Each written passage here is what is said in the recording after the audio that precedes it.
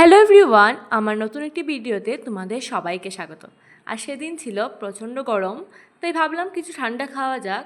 সেজন্য আমি নিয়ে নিলাম আমাদের গাছের পাকা পাকা আমগুলো। তো নিয়ে এগুলো দিয়ে বানাবো আজকে ম্যাঙ্গো শেক। সেজন্য এগুলোকে কেটে নিলাম এক এক করে, ছোটো ছোটো পিস করে কাটলাম যাতে মিক্স করতে সুবিধে হয়। সাথে নিয়ে নিয়েছি আমুল তাজা, তারপর সব একসাথে করে নিলাম। এখানে প্রথমে আমগুলো দিয়ে দিলাম, তারপর আমুল তাজা দিলাম, সাথে দিয়ে দিলাম অল্প চিনি, কেননা জেঠুমনিরা চিনি কম খান তাই কিছুটা কমই দিয়েছি। এর মধ্যে আমি একটু গুঁড়ো দুধও দিয়েছি। 2 মিনিট মতো পেস্ট করে নিলাম ভালো করে। তো এই তো রেডি হয়ে গেছে আমাদের।